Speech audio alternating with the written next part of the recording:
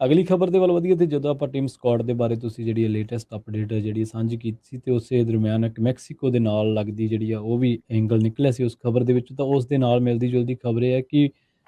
North Mexico ਦੇ ਵਿੱਚ ਇੱਕ ਇਲਾਕੇ ਦੇ ਵਿੱਚ ਡਰੱਗ ਮਾਫੀਆ ਦੇ ਵਿਚਾਲੇ ਗੈਂਗਵਾਰ ਹੋਈ ਹੈ ਤੇ ਉਹਦੇ ਵਿੱਚ 11 ਲੋਕ ਮਾਰੇ ਗਏ ਆ।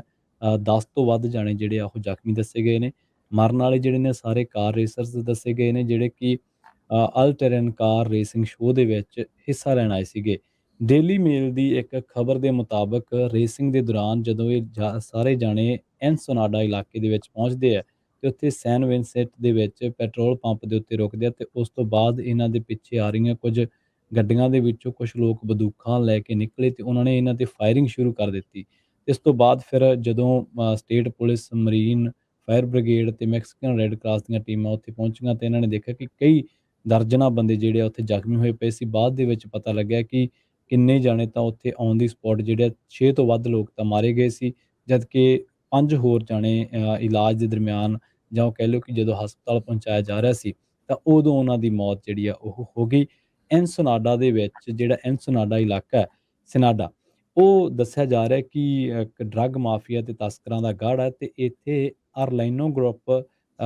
ਤੇ ਨਾਲ ਹੀ ਸਿਨੋਲੀਆ ਕਾਰਟਲ ਦੇ ਵਿੱਚ ਆਪਸੀ ਰੰਜਿਸ਼ ਸੀਗੀ, ਜਿਹਦੇ ਕਰਕੇ ਜਿਹੜੀ ਇਹ ਵਾਰਦਾਤ ਵਾਪਰੀ ਹੈ। ਇਹ ਕ੍ਰਾਈਮ ਦਾ ਗੜ੍ਹ ਮੰਨਿਆ ਜਾਂਦਾ ਤੇ ਇਹ ਮੈਕਸੀਕੋ ਤੇ ਅਮਰੀਕਾ ਦਾ ਜਿਹੜਾ ਬਾਰਡਰ ਆ ਉਹਦੇ ਨਾਲ ਲੱਗਦੇ ਇਲਾਕਿਆਂ ਦੇ ਵਿੱਚ ਦੱਸਿਆ ਜਾਂਦਾ ਤੇ ਹੁਣ ਵੀ ਇਹ ਵੀ ਦੱਸਿਆ ਜਾਂਦਾ ਕਿ ਇਕੱਲੀ ਇਹ ਡਰੱਗ ਨਹੀਂ, ਇੱਥੋਂ ਜਿਹੜੀ ਆ ਹਿਊਮਨ ਟ੍ਰੈਫਿਕਿੰਗ ਆ ਜਿਹੜੀ ਆ ਉਹ ਵੀ ਇੱਥੋਂ ਹੁੰਦੀ ਹੈ। ਪਰ ਆਪਾਂ ਦੇਖਿਆ ਕਿ ਮੈਕਸੀਕੋ ਦੇ ਵਿੱਚ ਜਿਹੜੀ ਹਿੰਸਾ ਉਹ ਲਗਾਤਾਰ ਵੱਧ ਰਹੀ ਹੈ ਤੇ ਇਹਦੇ ਪਿੱਛੇ ਜਿਵੇਂ ਟਿਮ ਸਕੌਟ ਨੇ ਇਸ਼ਾਰਾ ਕੀਤਾ ਸੀ ਤਾਂ ਕਈ ਤਰ੍ਹਾਂ ਦੀਆਂ ਥਿਊਰੀਜ਼, ਕਈ ਤਰ੍ਹਾਂ ਦੀਆਂ ਗੱਲਾਂ, ਕਈ ਤਰ੍ਹਾਂ ਦੀਆਂ ਘਟਨਾਵਾਂ ਆਪਾਂ ਖਬਰਾਂ ਦੇ ਵਿੱਚ ਪੜ੍ਹਦੇ, ਵੇਖਦੇ, ਸੁਣਦੇ ਰਹੇ ਨੇ। ਜੀ।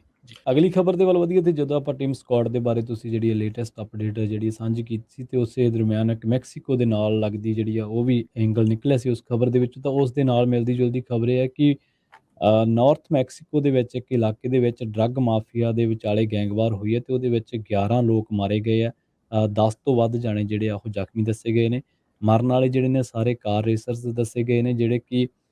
ਅਲ ਟੈਰਨ ਕਾਰ ਰੇਸਿੰਗ ਸ਼ੋਅ ਦੇ ਵਿੱਚ ਹਿੱਸਾ ਲੈਣ ਆਏ ਸੀਗੇ। ਡੇਲੀ ਮੇਲ ਦੀ ਇੱਕ ਖਬਰ ਦੇ ਮੁਤਾਬਕ ਰੇਸਿੰਗ ਦੇ ਦੌਰਾਨ ਜਦੋਂ ਇਹ ਸਾਰੇ ਜਾਣੇ ਐਨਸੋਨਾਡਾ ਇਲਾਕੇ ਦੇ ਵਿੱਚ ਪਹੁੰਚਦੇ ਆ ਤੇ ਉੱਥੇ ਸੈਨ ਵਿਨਸੈਂਟ ਦੇ ਵਿੱਚ ਪੈਟਰੋਲ ਪੰਪ ਦੇ ਉੱਤੇ ਰੁਕਦੇ ਆ ਤੇ ਉਸ ਤੋਂ ਬਾਅਦ ਇਹਨਾਂ ਦੇ ਪਿੱਛੇ ਆ ਰਹੀਆਂ ਕੁਝ ਗੱਡੀਆਂ ਦੇ ਵਿੱਚੋਂ ਕੁਝ ਲੋਕ ਬੰਦੂਕਾਂ ਲੈ ਕੇ ਨਿਕਲੇ ਤੇ ਉਹਨਾਂ ਨੇ ਇਹਨਾਂ ਤੇ ਫਾਇਰਿੰਗ ਸ਼ੁਰੂ ਕਰ ਦਿੱਤੀ। ਇਸ ਤੋਂ ਬਾਅਦ ਫਿਰ ਜਦੋਂ state police, marine, fire brigade ਤੇ ਮੈਕਸੀਕਨ ਰੈੱਡ ਕਰਾਸ ਦੀਆਂ ਟੀਮਾਂ ਉੱਥੇ ਪਹੁੰਚੀਆਂ ਤੇ ਇਹਨਾਂ ਨੇ ਦੇਖਿਆ ਕਿ ਕਈ ਦਰਜਨਾਂ ਬੰਦੇ ਜਿਹੜੇ ਆ ਉੱਥੇ ਜ਼ਖਮੀ ਹੋਏ ਪਏ ਸੀ। ਬਾਅਦ ਦੇ ਵਿੱਚ ਪਤਾ ਲੱਗਿਆ ਕਿ ਕਿੰਨੇ ਜਾਣੇ ਤਾਂ ਉੱਥੇ ਔਨ ਦੀ ਸਪੌਟ ਜਿਹੜੇ ਆ 6 ਤੋਂ ਵੱਧ ਲੋਕ ਤਾਂ ਮਾਰੇ ਗਏ ਸੀ, ਜਦਕਿ 5 ਹੋਰ ਜਾਣੇ ਇਲਾਜ ਦੇ ਦਰਮਿਆਨ ਜਾਂ ਉਹ ਕਹਿ ਲਓ ਕਿ ਜਦੋਂ ਹਸਪਤਾਲ ਪਹੁੰਚਾਇਆ ਜਾ ਰਿਹਾ ਸੀ, ਤਾਂ ਉਦੋਂ ਉਹਨਾਂ ਦੀ ਮੌਤ ਜਿਹੜੀ ਆ ਉਹ ਹੋ ਗਈ। ਐਨਸੋਨਾਡਾ ਦੇ ਵਿੱਚ ਜਿਹੜਾ ਐਨਸੋਨਾਡਾ ਇਲਾਕਾ ਹੈ, ਸਿਨਾਡਾ, ਉਹ ਦੱਸਿਆ ਜਾ ਰਿਹਾ ਕਿ ਇੱਕ ਡਰੱਗ ਮਾਫੀਆ ਤੇ ਤਸਕਰਾਂ ਦਾ ਗੜ੍ਹ ਹੈ ਤੇ ਇੱਥੇ ਆਰਲਾਈਨੋ ਗਰੁੱਪ ਤੇ ਨਾਲ ਹੀ ਸਿਨੋਲੀਆ ਕਾਰਟਲ ਦੇ ਵਿੱਚ ਆਪਸੀ ਰੰਜਿਸ਼ ਸੀਗੀ, ਜਿਹਦੇ ਕਰਕੇ ਜਿਹੜੀ ਇਹ ਵਾਰਦਾਤ ਵਾਪਰੀ ਹੈ। ਇਹ ਕ੍ਰਾਈਮ ਦਾ ਗੜ੍ਹ ਮੰਨਿਆ ਜਾਂਦਾ ਤੇ ਇਹ ਮੈਕਸੀਕੋ ਤੇ ਅਮਰੀਕਾ ਦਾ ਜਿਹੜਾ ਬਾਰਡਰ ਆ ਉਹਦੇ ਨਾਲ ਲੱਗਦੇ ਇਲਾਕਿਆਂ ਦੇ ਵਿੱਚ ਦੱਸਿਆ ਜਾਂਦਾ ਤੇ ਹੁਣ ਵੀ ਇਹ ਵੀ ਦੱਸਿਆ ਜਾਂਦਾ ਕਿ ਇਕੱਲੀ ਇਹ ਡਰੱਗ ਨਹੀਂ, ਇੱਥੋਂ ਜਿਹੜੀ ਆ ਹਿਊਮਨ ਟ੍ਰੈਫਿਕਿੰਗ ਆ ਜਿਹੜੀ ਆ ਉਹ ਵੀ ਇੱਥੋਂ ਹੁੰਦੀ ਹੈ। ਪਰ ਆਪਾਂ ਦੇਖਿਆ ਕਿ ਮੈਕਸੀਕੋ ਦੇ ਵਿੱਚ ਜਿਹੜੀ ਹਿੰਸਾ ਉਹ ਲਗਾਤਾਰ ਵੱਧ ਰਹੀ ਹੈ ਤੇ ਇਹਦੇ ਪਿੱਛੇ ਜਿਵੇਂ ਟਿਮ ਸਕੌਟ ਨੇ ਇਸ਼ਾਰਾ ਕੀਤਾ ਸੀ ਤਾਂ ਕਈ ਤਰ੍ਹਾਂ ਦੀਆਂ ਥਿਊਰੀਜ਼, ਕਈ ਤਰ੍ਹਾਂ ਦੀਆਂ ਗੱਲਾਂ, ਕਈ ਤਰ੍ਹਾਂ ਦੀਆਂ ਘਟਨਾਵਾਂ ਆਪਾਂ ਖਬਰਾਂ ਦੇ ਵਿੱਚ ਪੜ੍ਹਦੇ, ਵੇਖਦੇ, ਸੁਣਦੇ ਰਹੇ ਨੇ। ਜੀ।